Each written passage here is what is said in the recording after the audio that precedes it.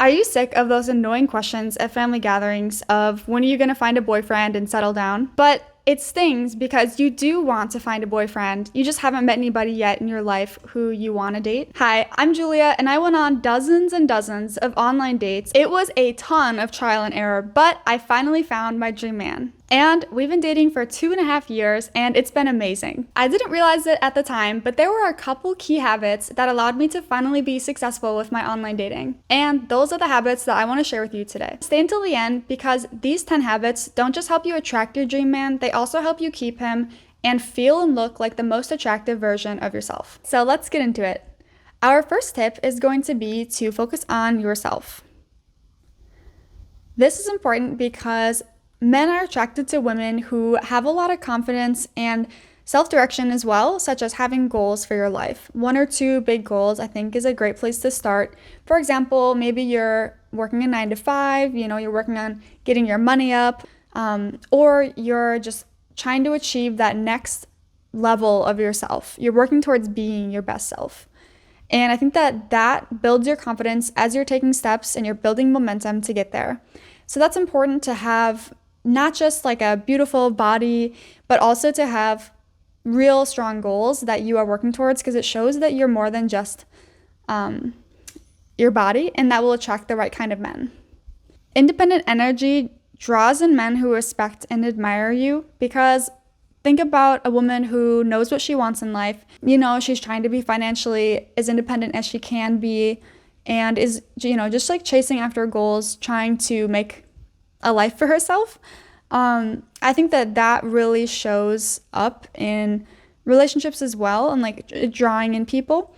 For example, like living at home versus living with roommates. I think that's a great example. One is like, not really much change. You're just kind of in the same environment that you've always been in. And the other one is like you're meeting new people, learning how to live with other people. But it doesn't mean that you can't live with your parents. I'm just saying that having your own kind of plan for life and like your own goals is really important. And then point number 3 is to stay self-focused, because once you attract your dream man, you don't want to become codependent, and you also want to keep the mystery alive a little bit. So let's say that you move in together with your dream man, and how do you prevent codependency and keep that mystery alive?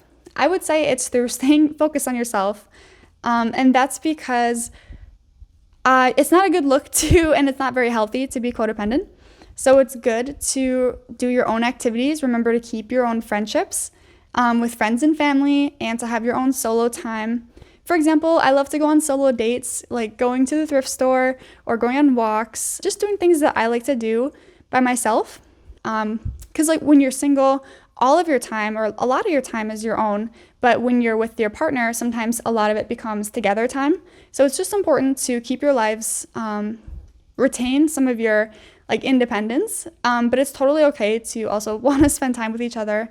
That's very natural. I think that by doing that, you're also able to keep the mystery alive because you're not doing everything together. Let's go to our second habit, which is look and feel like the best version of yourself. I remember the days when I was starting online dating and I created my profile, and I just thought like, I don't have that many like cute pictures. And when I looked in the mirror, I was like, I don't love my makeup or even my style. So what I started to do was take more pride in my appearance every day. So I would wash my face, focus on my skincare, and do a little bit of makeup every day, try my hair out in different hairstyles, try out new fashion and jewelry, and just kind of learn more about it and like even colors that I look good in.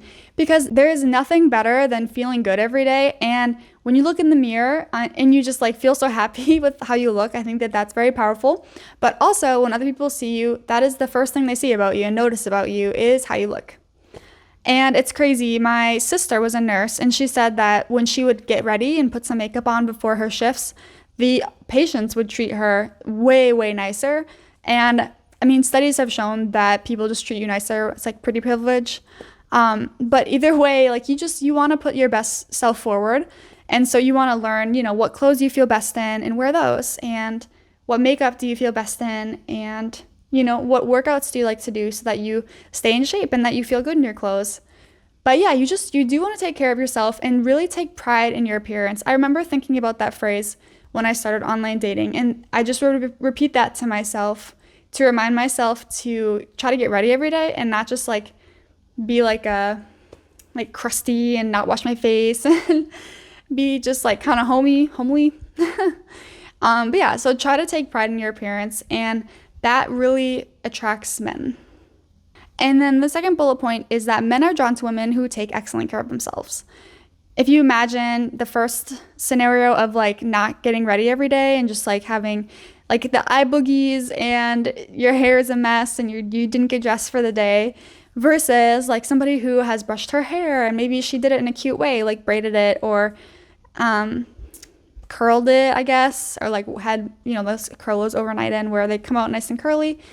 Or like these are from just like braids, like these curls. But for example, the second person is going to be a lot cuter and a lot more attractive than the first person who didn't put any effort into how they looked, because attractiveness is a lot about the effort that you put in, and it's not just completely biology and your genes. And then our third tip is that your partner will feel continually inspired by your effort and glow once you have found your dream man. My boyfriend has said this to me, that he really appreciates all the effort that I put in to keeping up with good hygiene and just always trying to like look and feel my best, and that inspires him also to want to work out and look his best too. So I think that that's really beautiful. It's like this positive cycle that when you look and feel your best, you inspire other people, especially your partner, to look and feel your best. So this one's more about keeping your dream man. And then the third feminine habit is to keep your home high vibe. And yeah, what I mean by that is clean, because that is the foundation for your whole home, and having it be tidy as well. So having your laundry put away, your laundry clean, smelling good, candle burning maybe soft lighting and flowers.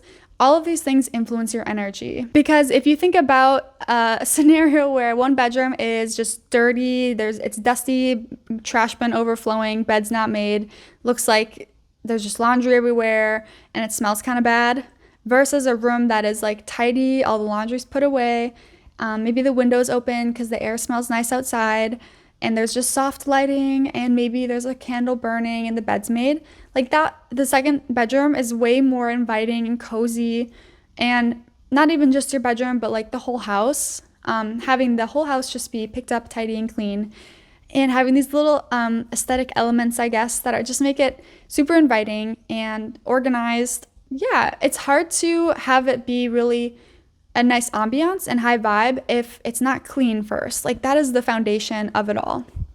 Just want to reinforce. And the second point for a reason for having your home be high vibe to attract your dream man is that the high vibe energy in your home, it shows the people who come over and also to yourself, because the things in our home give us, they influence us, like whether we know it or not. That's kind of a minimalism principle from the book like Goodbye Things by Fumio, I think it's Shizaki, that like the more you ignore something, for example, like a pile of laundry, the more it sends us a signal, and subconsciously it's influencing us and like stressing us out that we need to put that pile of laundry away or that corner that's been messy. So it's just a good idea to organize and get things tidy and clean, and it will help us be more calm, and it will also signal to other people that we're taking care of our mental health too.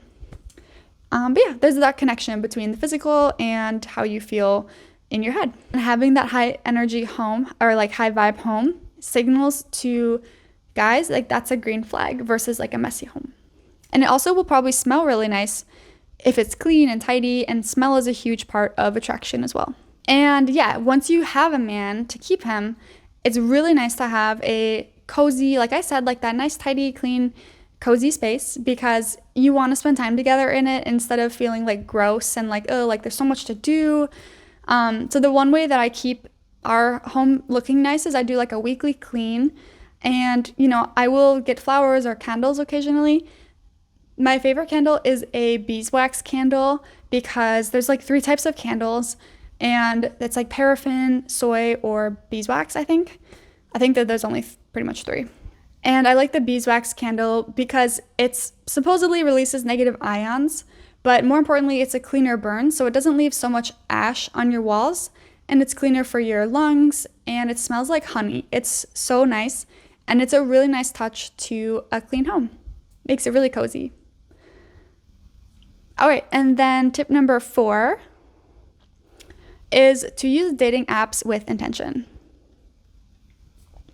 So the dating app that I used to find my dream man was Hinge.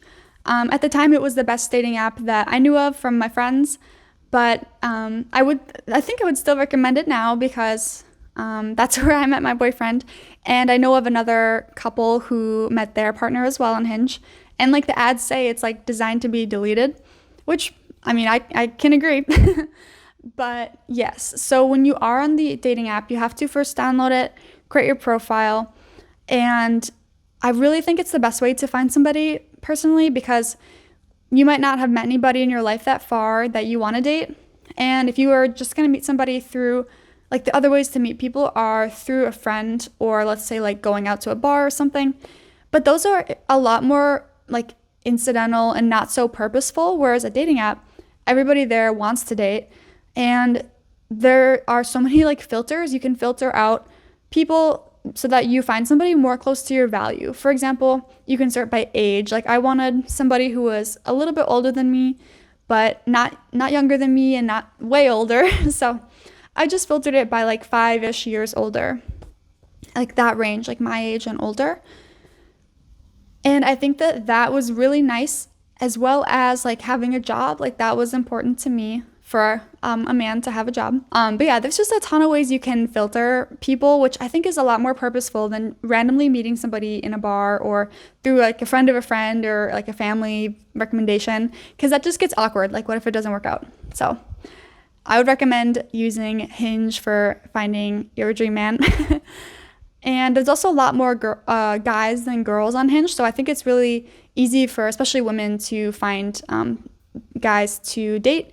And then after that, it's just a matter of going on dates once you have filtered out the kind of guy that you want to go on a date with. And it's by going on these dates, it's kind of like a numbers game.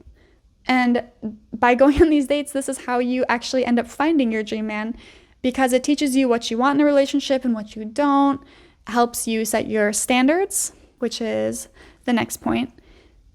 Because like this is for keeping your man. So let's say that you've gone on some dates and maybe you've kissed some frogs, but maybe you found somebody that you want to be with. And then once you are in that relationship, your boundaries in the relationship will signal your self-worth and influence how they treat you.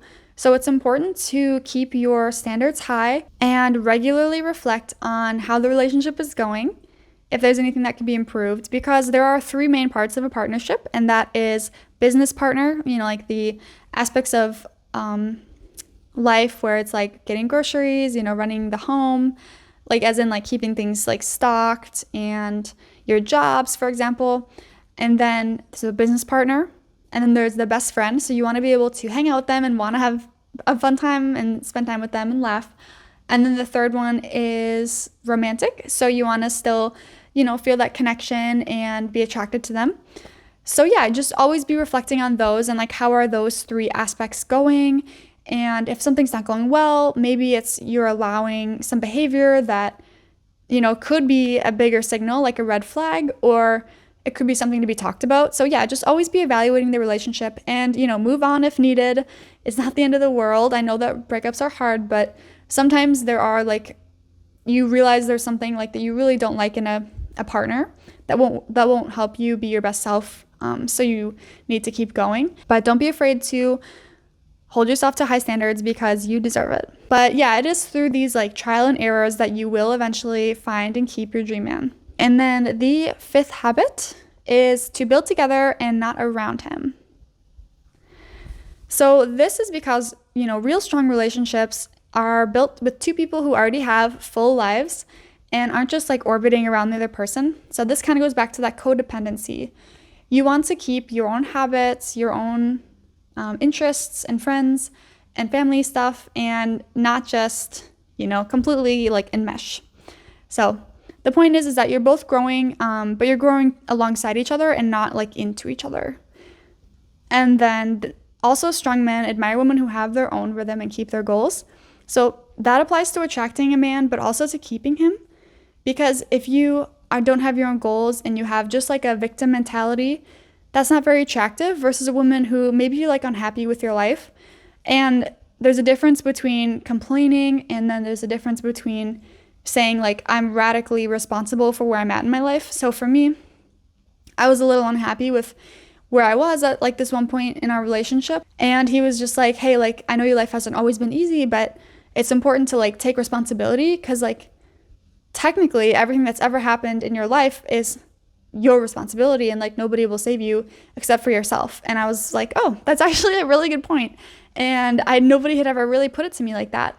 So when I switched from the victim mentality to being like radically responsible for myself and my goals, I think that made me even more like attractive than just being kind of like in despair and being like, oh, like life's so hard. And then interdependence keeps love fresh because you grow with each other and not into each other. Again, you just don't want to fall into the trap of like not even being able to leave the house without each other. You just want to keep your independence because that is attractive and healthy. And then tip number 6 is to stay accountable and keep growing. So you want to stay accountable to yourself. Like, for example, keep promises to yourself and keep growing and have a growth mindset, because that growth-minded energy is going to attract people, they're going to attract men who are stable and purpose-driven just like you, because you're going to finally meet that person who shares that same energy as you, and that's when you're like, this is the one. So the next point is that the right partner doesn't enable your weaknesses. They actually challenge you to reach your full potential. For example, my boyfriend challenged me to reach my goals, and he even believed in them more than me sometimes. And like I mentioned, getting out of that victim mentality, he helped me with. And instead of allowing me to just fall into my like mental health despair of like anxiety and depression, which I had like labeled myself with, he helped me to take that radical responsibility and literally like dig myself out. And nobody can take that away from you, like when you are so confident in yourself that what happens going forward is in your control. And then the third one is that everything changed when I did this, and he is the one who inspired me. So my life really transformed when I met him, because I don't think I would have really had this like big shift and transformation without him. And then our next habit, number 7, to attract and keep your dream man, is to maintain your individual purpose. There's kind of this common thread of like not letting yourself like fall into the relationship and like lose yourself. But that's also because when you start out like passionate about your habits and your life, like when you're single and dating versus, in a relationship, you're going to attract people who are also like passionate about what they're doing. And that's beautiful, because then you're both passionate about what you're doing and you're like growing with each other. But yeah, sometimes you have to think about it, because as women, we're naturally like nurturing and maybe want to care for our person, but it's really important to remember to keep going on our goals and not just completely forget about them and full-time just kind of like dote on him, because we're not his mom, we are his partner. But the point is that a relationship will thrive when both people are growing and one person isn't feeling like they're stalling, for example. And then also when you're excited about life and you're doing things that you love, he will also stay excited about you, because your energy is contagious to people. If you're kind of like depressed all the time and you're not really doing anything, that's not very good energy. So you want to try to keep like taking care of yourself and doing what's best for you and what you're passionate about, because we can only control what we can control. And then habit number 8 is to be courageous and to follow your dreams. And that's because when you are courageous, it signals that you're confident and that you are becoming more aligned with the life that you want and that you envision yourself having. And for example, I wasn't very courageous or confident until I stopped waiting for perfect conditions. And I just said, like, I'm not going to wait for permission from anybody. I'm just going to go toward the goal that I want. And when you're in a healthy relationship, they will actually multiply your courage. And it's just like this beautiful, positive cycle of you are each just becoming your best self every day.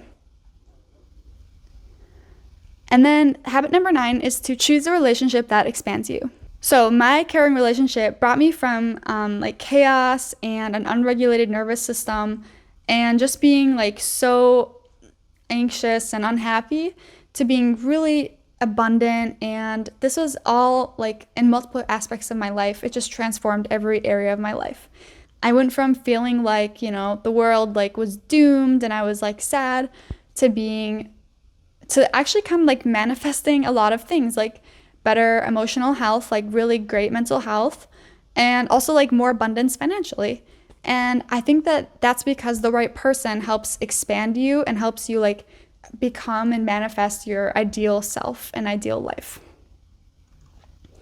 And you will attract this once you raise your standards and don't settle for somebody who doesn't like encourage your goals and even believe in them more than you do.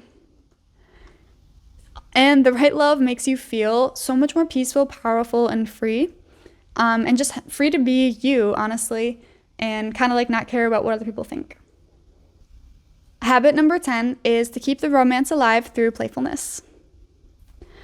It is easy to get kind of comfortable once you have passed that honeymoon phase where you're just like so absorbed in each other for like, I don't know, like months sometimes. And then finally you kind of even out and you remember that you have to go on living your life and continue pursuing your goals. And once you're there, sometimes it's easy to get comfortable in the daily, like day-to-day of life, especially if you're living together, and it just sometimes feels like less like special than when you were first dating.